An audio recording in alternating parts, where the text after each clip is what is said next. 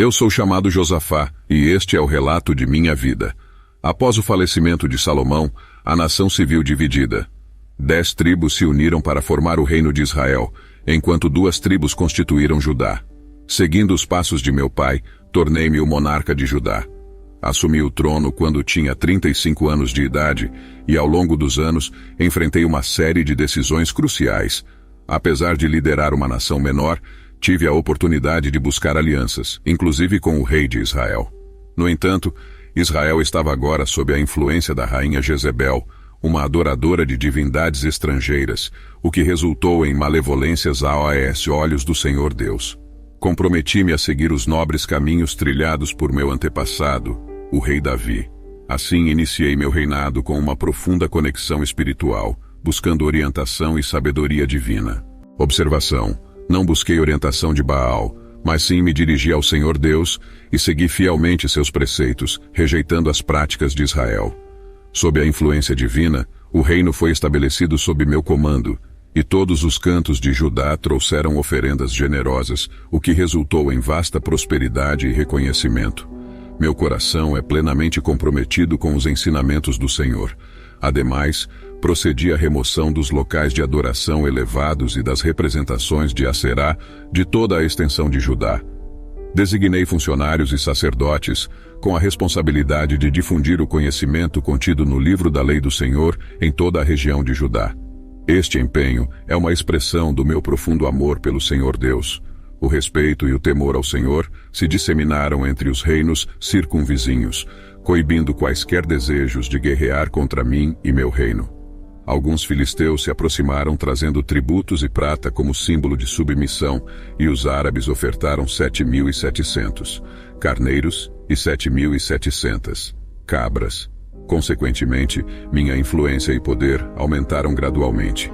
Investi na construção de fortalezas e ampliei o número de cidades fortificadas em Judá. As reservas e suprimentos nas cidades judaicas foram grandemente enriquecidos, consolidando assim minha posição como líder e fortalecendo ainda mais o reino. Também acumulei experiência enfrentando adversários em Jerusalém. Tive o comando de um contingente de 1.161.000 homens que estavam à minha disposição. Esses eram os guerreiros que estiveram ao meu lado, além dos que posicionei nas cidades fortificadas ao redor de Judá. Além disso, em Jerusalém, selecionei alguns sacerdotes levitas e líderes das famílias de Israel para desempenharem funções de administração da lei do Senhor e de resolução de disputas. Eles ocuparam uma presença permanente na cidade. Após esses acontecimentos, os moabitas, amonitas e um contingente dos meunitas se levantaram para a batalha contra mim. Os moabitas ocupavam as terras altas a leste do Mar Morto e eram conhecidos por sua tendência à rebelião. Eles já haviam enfrentado o rei Saul e posteriormente travaram conflitos contra o rei Davi. Agora, voltaram sua hostilidade em minha direção. Nesse contexto, indivíduos vieram até mim, trazendo a informação de que um imenso exército estava marchando contra mim desde Edom, localizado do outro lado do Mar Morto. 3 monarcas com seus exércitos posicionaram-se à entrada de meu território, manifestando sua intenção de derramar sangue. Ciente da iminente ameaça, percebi a necessidade de consultar o Senhor e, em resposta, convocamos um jejum que abrangeu toda a nação de Judá. Com profunda convicção, compreendi que a confiança em minha própria força era insuficiente. Direcionei minha atenção ao Senhor, buscando sua guia e intervenção divina.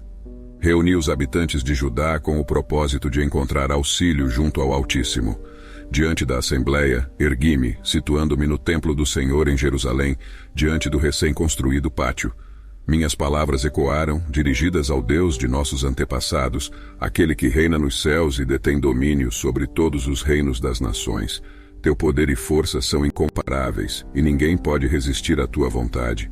Lembrei então a benevolência divina ao expulsar os habitantes desta terra perante o povo de Israel, entregando-a como herança eterna aos descendentes de Abraão, teu amigo. Eles edificaram nesse solo um santuário para honrar teu nome. Diante das ameaças iminentes de calamidade, espada, julgamento, peste ou fome, reconhecemos que nos abrigamos sob tua proteção. Diante do templo que leva teu nome, nos colocamos buscando tua presença e intervenção. E clamo a ti em nosso momento de aflição, confiantes de que ouvirás nosso apelo e nos concederás salvação.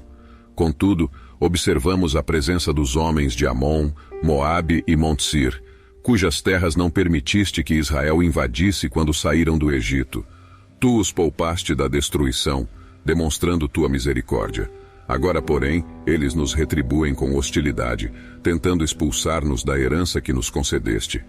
Ó nosso Deus, será que não julgarás tal atitude?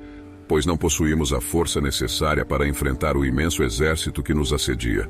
Nossa orientação é incerta, mas fixamos nossos olhos em ti.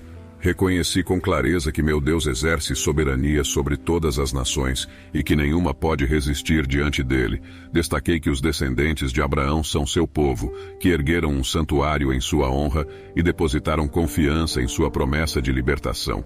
Diante da presente ameaça representada por uma nação iníqua, fiz uma fervorosa súplica a Deus por sua intervenção. Sentindo-me orientado, pois estava familiarizado com a oração do rei Salomão, proferida mais de um século antes na dedicação do templo, até mesmo mencionei essa oração em minha própria prece intercessória. Minha situação espelhava exatamente o tipo de desafio pelo qual Salomão havia oferecido suas preces. Assim como Salomão descrevera, o Senhor estava pronto para emergir de seu templo e guerrear em defesa de seu povo. Como Salomão, coloquei a mesma pergunta diante do Senhor, utilizando palavras semelhantes. A nação de Deus encontrava-se sob ataque, com a terra prometida ameaçada. Nesse contexto, uma voz profética ecoou, quando o Espírito do Senhor repousou sobre Jeaziel, filho de Zacarias, um levita e descendente de Asaf, enquanto ele estava reunido com outros. Através desta voz, a mensagem do Senhor foi proclamada. Falando perante a Assembleia, ele dirigiu-se a todos aqueles que residiam em Judá e Jerusalém. As palavras divinas eram claras. Não cedam ao medo ou ao desânimo diante deste vasto exército, pois a batalha que se aproxima não é sua, mas de Deus. Marchem corajosamente contra eles amanhã.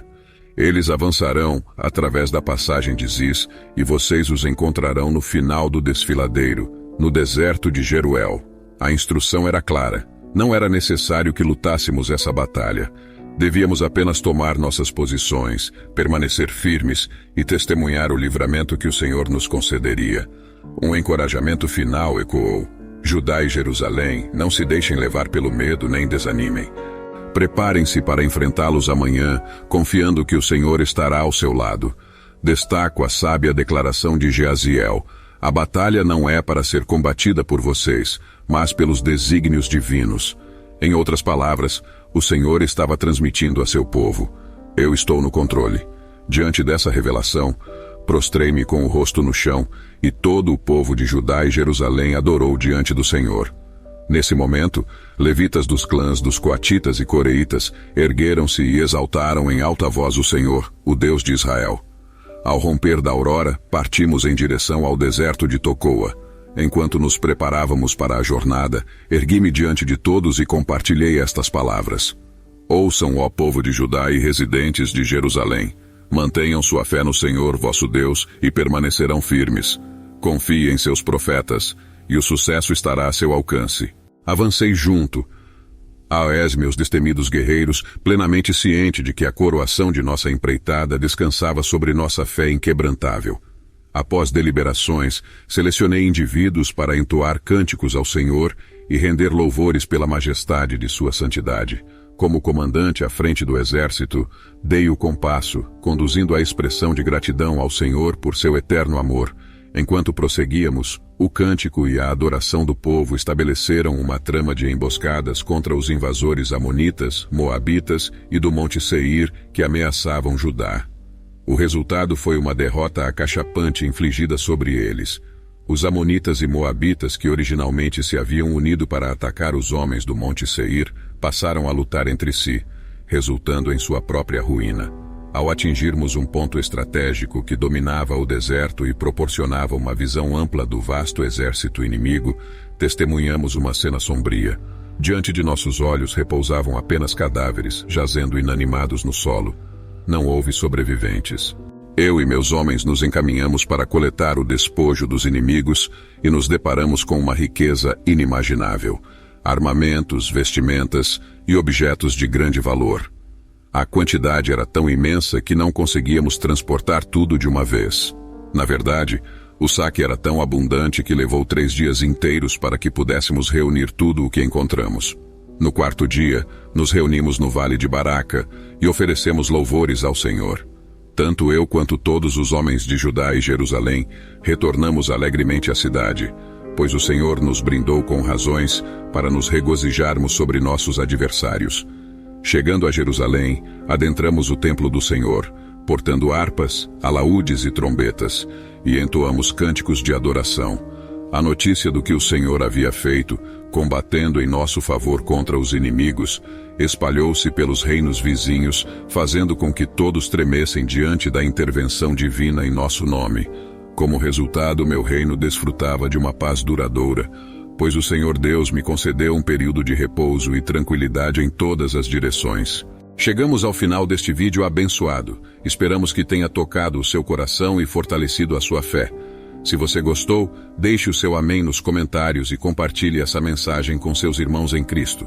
Não se esqueça de se inscrever no canal para receber mais conteúdos edificantes. Agradecemos a sua presença e que Deus continue abençoando a sua vida. Até a próxima, em nome do Pai, do Filho e do Espírito Santo. Amém.